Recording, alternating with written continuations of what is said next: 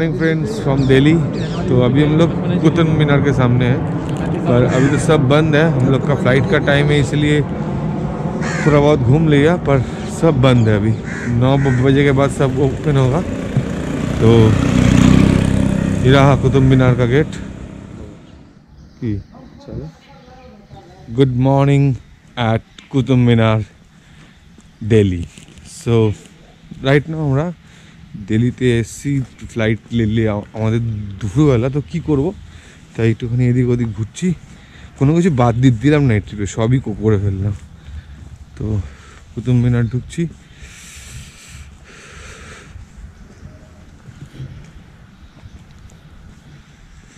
Qutbi Minar in red and buff sandstone is the highest tower in India. It has a diameter of 14.32 meters at the base and about 2.75 meters on the top, with a height of 72.5 meters. Qutbuddin Aibak laid the foundation of Minar in AD 1199 for the use of the muezzin, crier, to give calls for prayer, and raised the first story, to which were added 3 more stories by his successor and son-in-law, Shamsuddin Iltutmish, AD 1211 to 36. All the stories are surrounded by a projected balcony encircling the minar and supported by stone brackets, which are decorated with honeycomb design, more conspicuously in the first story. Qutb Minar. Numerous inscriptions in Arabic and Nagari characters in different places of the minar reveal the history of Qutbi.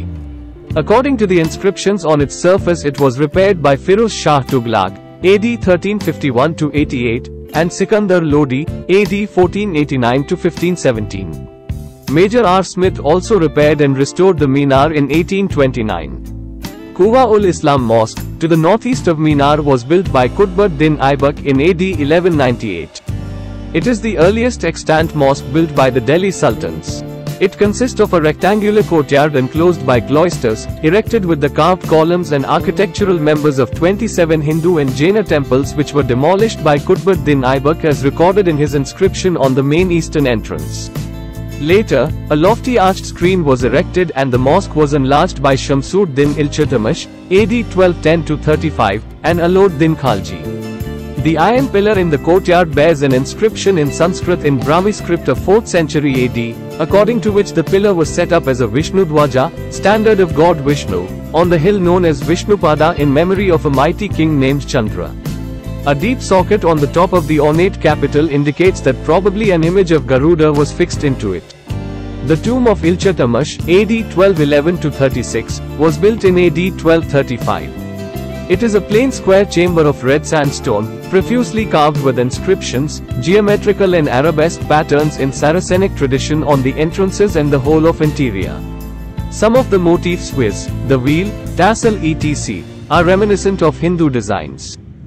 Alai Darwaza, the southern gateway of the Quwa-ul-Islam Mosque, was constructed by Alauddin Khalji in R 710, AD 1311, as recorded in the inscriptions engraved on it. This is the first building employing Islamic principles of construction and ornamentation. Alai Minar, which stands to the north of Qutbi Minar, was commenced by Alauddin Khalji, with the intention of making it twice the size of earlier Minar.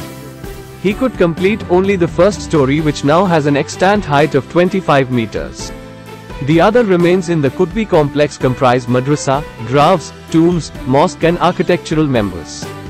Open from sunrise to 8 p.m. Entrance fee. Citizens of India and visitors of SAARC, Bangladesh, Nepal, Bhutan, Sri Lanka, Pakistan, Maldives and Afghanistan, and BIMSTEC countries, Bangladesh, Nepal, Bhutan, Sri Lanka, Thailand and Myanmar, -50 rupees per head, cash payment, 35 rupees per head, online payment, others, Indian 600 rupees, per head, cash payment, Indian 550 rupees, per head, online payment, children up to 15 years free. Delhi's Qutub Minar is a 5-storied structure constructed over 4 centuries by a number of rulers.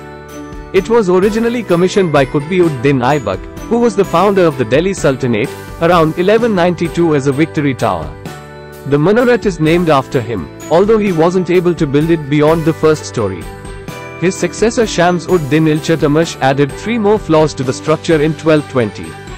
Its topmost story suffered damages in 1369 due to lightning.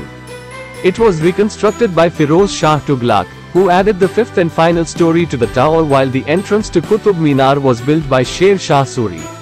Around 300 years later, in 1803, the tower again suffered severe damages in an earthquake.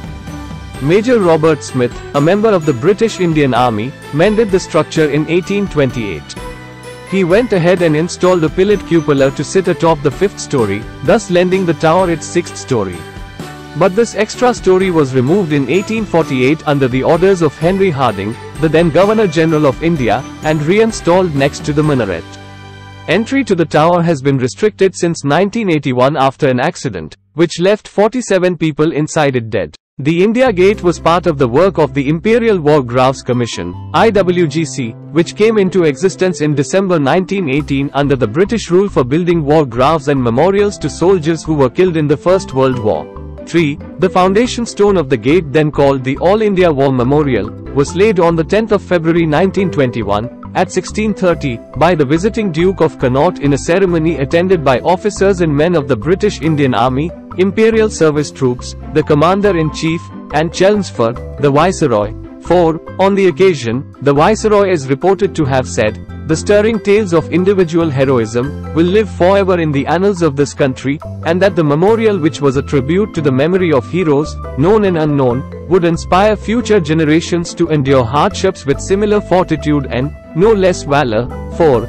The Duke also read out a message by the King, which said, "On this spot, in the central vista of the capital of India, there will stand a memorial archway, designed to keep, in the thoughts of future generations, the glorious sacrifice of the officers and men of the British Indian Army who fought and fell."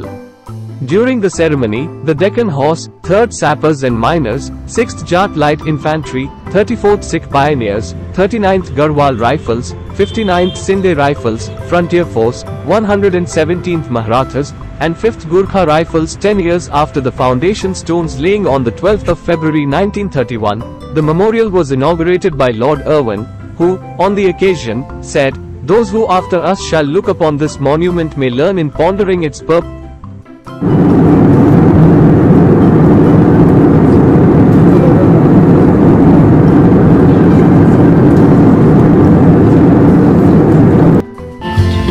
এখানেই আমাদের ট্রিপটা and করলাম, তো বাড়ি ফিরছি। তো এখানে ট্রিপটা এন্ড, বাড়ি ফিরছি, দেখা হবে অন্য কোনো ট্রিপে। সেই টাটা, বাই বাই।